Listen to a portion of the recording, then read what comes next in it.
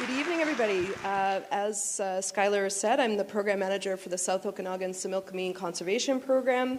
We're a partnership of 50 government, non-government, and other organizations working together to protect land and wildlife here. We've been here for the past 17 years. Each year, millions of conservation dollars are invested here. And why is that? Because the South Okanagan Similkameen is a special place in Canada. We are nationally and internationally recognized for ecological richness, rarity, and risk. We're one of the most biologically diverse regions in Canada and home to species and ecosystems that occur nowhere else in the province and in some cases the world. We're very fortunate. Most Canadians will never see a bighorn sheep in their backyard or witness a salmon spawning right in the downtown of their community. So Penticton residents really have this unique opportunity still. We are sensitive, our environment is sensitive, and we're slow to heal. And so with the majority of our important values really concentrated in the valley bottom, our region is one of the most attractive areas for human settlement, but it's one of the greatest areas for development and agricultural pressures in the province. So to see that, we have to go to space. And you can see that the Okanagan really is this narrow ecological corridor. It's a critical artery to help species and ecosystems adapt to climate change by being able to migrate northward from arid areas in the US to similar areas in Canada. And we are smack dab right in the middle of that lifeline. Land use and development have the potential to block that artery. Suitable climates and habitats for wildlife are really near the valley bottom where the people are.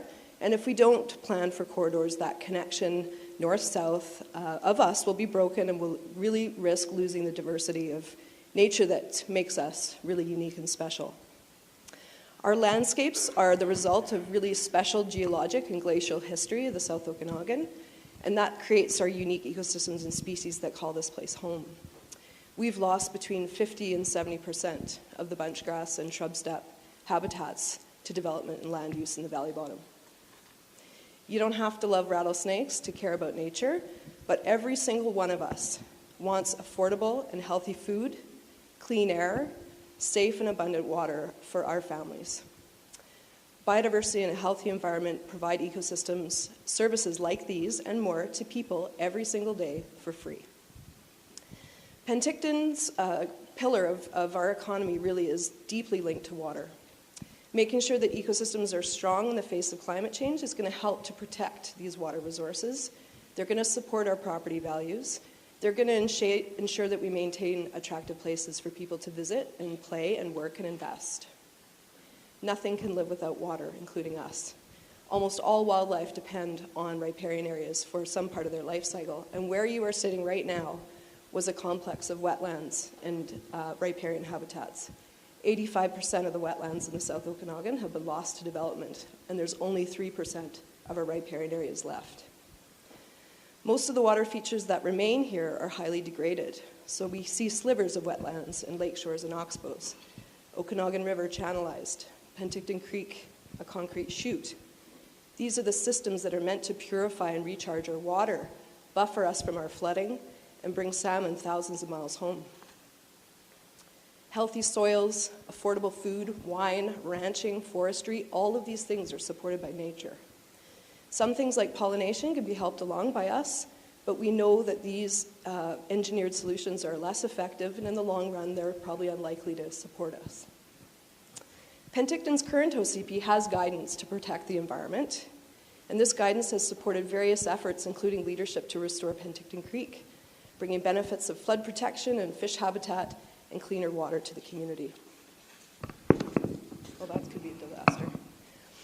Penticton community members are really already leading the way and finding innovative solutions to protect the environment. So this is just a conversion of your regular old backyard in-ground swimming pool to a semi-natural wetland that supports frogs, toads, and salamanders. So this is just an example of one of the many things that the community is doing. Renewing the OCP can help to capture the future vision of the community and to integrate policy and regulations that help to realize that vision. Penticton can support protection of the environment through things like growth boundaries, servicing policies, development permit areas, and establishing and managing natural area parks. Nature can also contribute to the beauty and the quality of life that can be achieved in Penticton. So protecting and maintaining trees, for example, is one aspect of nature to consider as Penticton updates its planning. Trees can help to reduce impacts of climate change, including energy costs of heating and cooling homes. Thinking about the health and management of our natural environment also benefits community safety and being more prepared for natural disturbances. What have we learned from this past summer? Forest health and planning for fire-resilient communities is an important and emerging priority, both for people and for wildlife. We can all see the advantages of stimulating the economy and providing economic opportunities, but growth also creates challenges for nature. Many impacts to the environment are caused by land use decisions without sufficient planning and without consideration of adequate spaces for nature. Communities must address the new normal. Floods and fires and drought and other symptoms of our changing world can be tackled through coordinated planning. Rather than choosing between environment and economic benefits, we can choose a robust economy, a thriving community, and biodiversity. Some people will not support efforts to include protection for the environment in the OCP. This is the time to have courage. Why we just can't continue to frame choices as either environment or the economy. The OCP update can, and it must, make important contributions to keeping nature in our future.